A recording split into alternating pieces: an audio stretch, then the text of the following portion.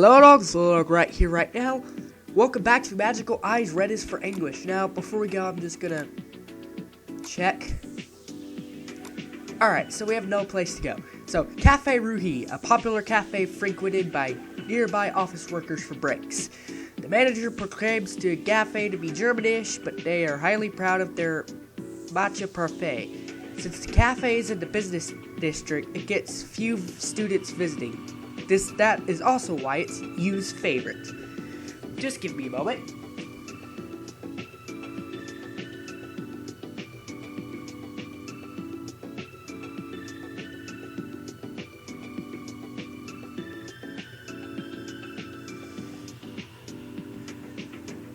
My nose is all stuffy.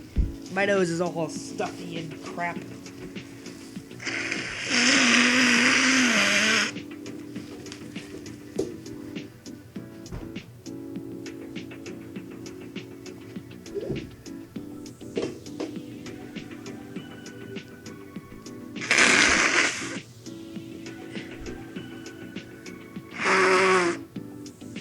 Sorry about that. Let's begin.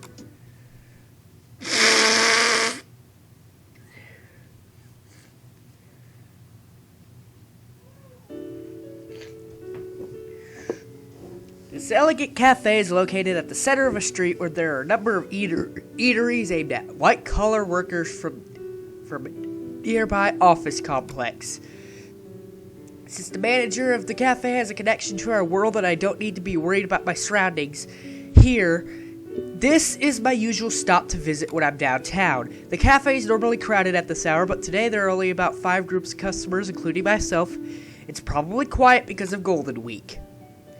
The scarcity of customers makes me feel more comfortable in the shop than usual. On my table, I have wheat and rye bread, roasted chicken sandwiches, and a cafe latte. I'm guessing sandwiches, yeah. And then a cafe latte, yeah, I know what that is. Wait, it came from it's originally from Italy? Huh, I did not know that. I would usually pick up a glass of fresh juice, but I really need some caffeine today to get things done. I was going to text her yesterday evening, but I ended up postponing it till now. I rewrote it over and over, but I finally come up with something I think I could say. I used everything I had to make it sound apologetic enough, but not cold-heartedly and gloomy. In heart, I worked on it so much I can't tell what is right and what is wrong anymore. But I can't ask June and Shizuku for advice on something like this, and the grown-ups around me have their unique ways to deal with this sort of stuff. That's why I decided to struggle through it on my own and took so long to get this far. I'm sure God was generous enough to laugh off almost all my failures. But that is exactly why I don't want to let just a single message feel obnoxious to her. On top of that, I've never texted anyone of the opposite sex other than my family and coworkers. How could I possibly do that without feeling nervous? Long story short, I find my wish so funny I wish I could almost laugh it over. I want to apologize to her, but not only out of moral obligation or politeness, but also to make up for the fact I wasn't able to see her yesterday. I want to convey my thoughts, and I want her to respond in turn, just like we've been doing at school. If I correctly judge my relationship with her, her reply should be a happy one. But then again, my work keeps teaching me that there's nothing absolute about human emotions, so no, I need to stop thinking. I put this off long enough. Alright, I take a sip of my lukewarm cafe latte as though praying for success, drinking the sweet and bitter liquid with my anxiety, press the send button with my left thumb. I see!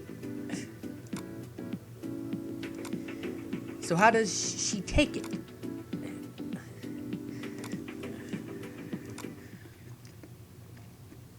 I'm gonna be blowing my nose a lot today because... Sorry for calling you over here on such short notice. It's okay, I would have called you if you hadn't. Did something happen? Just before you called, your organization agreed to work with us on a case. A case involving a doll, I'm guessing? 1 person badly injured and 10 people missing? I figured you were in on this too. I'm probably going to be on the front line. That means it's no easy job, huh? Definitely not my lucky day. People at the station make faces at me. They think I'm skipping out on the hard jobs. As I understand it, when officers at the police station, Azuma and Gloom, didn't collaborate with us, they tell other officers they're examining a special confidential case. It's likely that those on a dead run consider him to be assigned to some other soft job. And those in the know are expecting a lot out of me. Why is that? They know the case is about variants, but they don't know any more than that. I'm assuming they believe I've started working with you guys to deal with the crazy crime rate. This is just my guess, but that might not have anything to do with this. Same here. There's a huge difference in time of occurrence to begin with. 3 months against 20 years. The difference is obvious. One of them falls into the crime categories the police cover. And no details have been discovered yet regarding the doll case. Did you check out the files? Yeah, I think I've got the big picture. Unless things have changed considerably in the last couple hours. I guess I'm practically the same then. My last update was just this morning. Since I'm still making preparations on my end, all I know is what's in the files. I doubt I know more than you do, though. Sorry, but can I ask you some more questions? Sure, I'll answer whatever I can. Okay, that's almost the same as what we got. Is there anything you found out while going through the files? More like there's something that caught my eye. What is it? The list of owners, all of whom went missing. Of course you saw it too, didn't you? Yes. Didn't you think that was pretty strange? Well, yeah, considering that the number of missing people. No, that's not what I meant. Can't you see how it's as improbable as bumping into an alpaca in the Alps? I know little about alpacas, so that metaphor doesn't do much for me. I can lecture on them for I can lecture you on them for an hour if you want. I wouldn't be surprised if for April Fool's they released a Magical Eyes game, but it was just Azuma just giving a lecture on alpacas. I'll pass, so what is it that's bothering you? Azuma scratches his head in irritation. Nobody treats stuff the same way, do they? Some people throw stuff away without ever using it. Some are rat-pack rats who keep everything, and some will only donate or sell stuff since they hate throwing things away. Now let's get back to the list. Having passed my O's over many times since yesterday, I can recall it without effort. According to it, there have been no intervals between one owner and the next. Every owner gave or sold the doll to the next one directly. Yeah, at least all of those on the list. How do you think the doll has avoided getting discarded by any of the missing families or abandoned in a shed without exception? That's, a shiver runs through my whole body. Oh! Oh, that's bad. Okay, so what's going on is it's unusual that the doll has always been given up to the next family. It has not been left behind or abandoned, which means the doll is probably doing something. There have been no exceptions. That's too unnatural. I've got one really bad hunch. If you see the doll as a relay baton, every runner went missing right after they've been passed the baton. So basically what you're saying is the owners had some kind of reason why they had to give the doll to someone else. And God knows what that reason is. Azuma very often astonishes me this way. His speculations are shrewd, and what impresses me more is how he has arrived at that point by only giving the files a once over. Yeah, I know that's creepy. By the way, kid, you called me over to talk about the case, didn't you? Yes, of course. You said you had a favor to ask of me on the phone. That's right, his speculation on the list was so impressive I almost forgot about it, but I was the one who asked him to meet.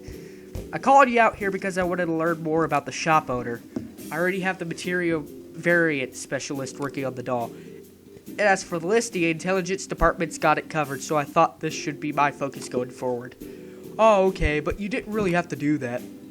I was going to kick off my investigation with that point. I thought you were going to work on the missing. That wouldn't be hard to do if you used the police intelligence network. It is Azuma himself that saw through and pointed out the contrivance of the list, so he should be the one to examine it himself. Well, someone else will do that. I'm personally more interested in the hospitalized shop owner than the missing people. You're interested in the victim? The victim, huh? Meaningful smile creeps on his face. Eh? He sounds like he has indicated that the shop owner could be more than a victim. There's one thing that grabbed my attention in a brief overview of the case. It could be just a trifle, or I might be just overthinking it, but I'm sure it has some meaning to it. What is that? Why the doll was in the backyard? That's a good question. I didn't think about that.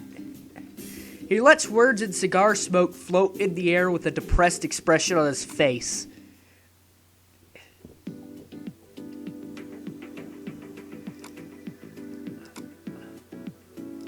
Okay, so Chiharu's apartment. She's gonna get the text message, probably.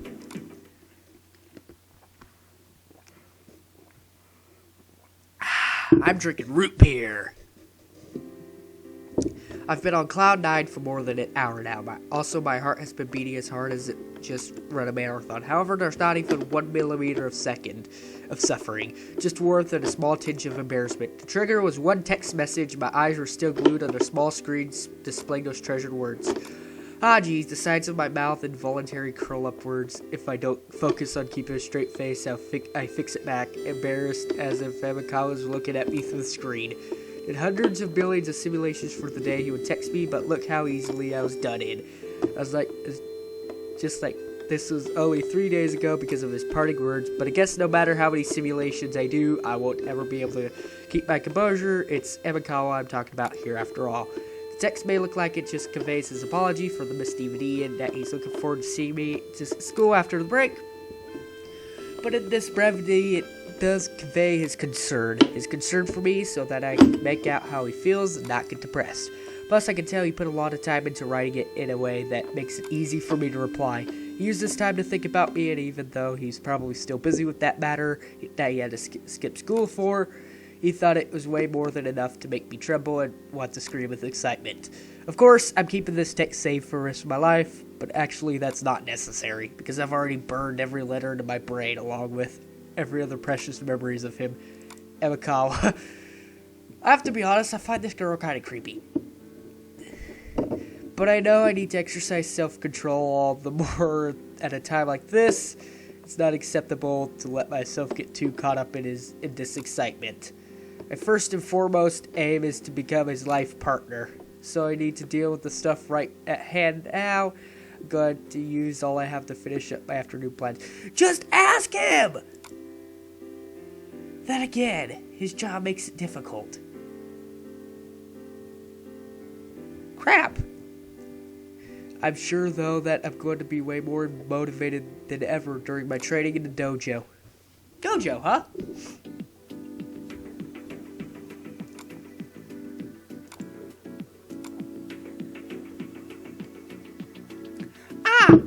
The knick-knack shop whose manager was assaulted the other day. They chiefly sell Western antique furniture.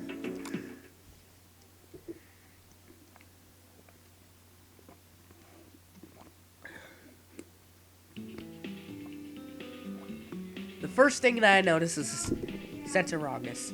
Okay! It's not caused by any sign of a variant, but by the huge gap between my image of this knick-knack shop based on my intel of what they actually have in here. They do have small items in the corner, but most of the products they sell here are large interior goods and furniture. I'd say this place is more of an antique furniture shop. That as she do covers a selection of merchandise far more appropriate to be called a knick-knack shop. I'm surprised that they're open in the first place, but according to Pop's footnotes, to keep the shop open was something the victim strongly wished for. Since he is single and has no side business, the shop is his only source of income. There's only one person in here who must be a clerk. I don't know if that's normal or if rumors of the incident have scared people away. Either way, having nobody here is preferable for me. I'm gonna be right back in a moment. Excuse me. Yes? I have questions about the burglary where the owner got attacked. Well, I'm not too close to him, but he was very nice to me when I visited this shop before. He might not remember me anymore, but still. at the female clerk with a series of lines that I prepared beforehand. I wish I could say more, but I've determined that this is the best way to disguise myself without disturbing the intelligence department and the police. Assume this disguise should be effective enough to get her to speak to me about the case. When you experience something extraordinary, you'll be inclined to share it with someone else. Witnessing an accident and encountering a police case or seeing a familiar person come to harm, the more outlandish it is, the more badly you want to share it. Fact is, you can become so careless enough to let things slip to obviously underage kid. Things you normally tell a stranger. Ah, okay, you know him. Nothing strange about it. Heard he was hospitalized and I happened to be passing by, so I thought I'd check in. Yeah, he's still in the hospital. How lucky is that, huh? Because I'm younger than her, not a customer, she switches to casual talk. Luckily for me, she seems to be fairly outgoing. I heard he got injured pretty badly. I haven't seen him at the hospital, but those who did say it was terrible, alright. Really concerned about the robber that hasn't been arrested yet. Police told me the robbers don't visit the same place again, but I'm still pretty scared. They took something, right? I heard it was a doll. That's right. The other staff members and I were wondering why they chose it when there was a lot more valuable stuff that would have been easier to carry off. Was it the work of some famous artist? I don't know. If it were, there's no way the owner would have sold it to someone. What do you mean? You might have noticed when you met him before, but when it comes to money, he's kind of stingy. Hesitating to express herself, she flashes me an awkward smile with the place to answer. That's worth noting since I've got little on his character. Oh, really? I didn't have that impression. So the shopkeeper was stingy with money. Well, I've never met him, so I don't have any impression at all. Can he keep this between us? Sure, no problem. If the doll was worth a lot, he wouldn't have stored it in the backyard without proper care like that. Believe it or not, it'd been neglected back there for almost a year. Maybe he didn't know the value of the doll, but the robber did. I doubt it. He gets pretty gung-ho about pricing, so he must have done research on that doll as well. But he could be right about it if it was just recently that he realized the doll's value. Do you remember something? I saw a little something on the morning of the day he got attacked, when we were getting ready to open it, if I remember right. She remembers. She begins to explain slowly and cautiously, seemingly feeling less confident on her memory of the day. He's pretty taken aback when he found the doll in the backyard, yelling out, "Why is the doll there?" I remember that part clearly because he grilled me pretty hard after that. Sounds like he believed the doll should have been somewhere else. I know. Back then, I thought he was mad that some other employee put the doll back there on his own initiative after the owner organized the whole backyard. But it could be that the owner found out how valuable the doll truly was and sold it to someone. He was surprised because he saw the doll that he had already sold. If that's the case, what he did back then makes more sense. It wasn't just like, I wonder why levels of upset. It was more like he was, why the hell? You mean he seemed like he couldn't believe that the doll was there. Now that I remembered it, he might have sounded as harsh as that. He couldn't believe the doll was back there, huh? And that explains why he wouldn't answer me when I asked him what was going on. I guess if the doll got back there because of some money issues, he wouldn't want to tell anyone anything about it. If this woman's theory is correct, the doll got taken outside the shop and was carried back there by someone. And considering that the owner seemed unaware of it, someone must have done both in secret. This now sounds more freaky than a little trouble. Nonetheless, this could be an important clue, although I don't think I can make it any clearer here and now. I'm going to report this to Pops later. But wait a second, if that doll has anything to do with the case, I should probably tell the police about it. I didn't mention it before because I didn't think it was important. Maybe you should. I know, right? Okay then, I'll tell them next time they come. The bell at the door informs us of the arrival of a customer. I guess it's about my time to exit. Thank you for your time. She may become suspicious if I keep talking to her. Also, since I got more info than I expected, I don't need to probe any further. No, really, you saved me because I was scared here by myself. If anything happens, you should call the police immediately. Heh, you just said what the police would say. We could be in the same sense. Anyways, thanks again. I'd finished up everything I could do today. After making a phone call to Pops, I'd go back to my normal high schooler self. Kinda can't wait to see if she replied to me yet. Actually, I totally cannot wait. Amikawa, what are you doing here, huh?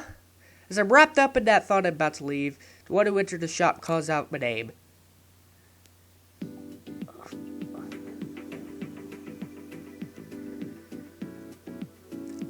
I'm gonna leave it there.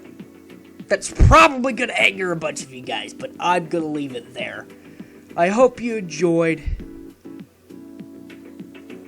These episodes may be a little bit shorter because my nose is all stuffy and stuff, and I don't want to keep talking like this forever. So, see you in the next episode. Bye-bye.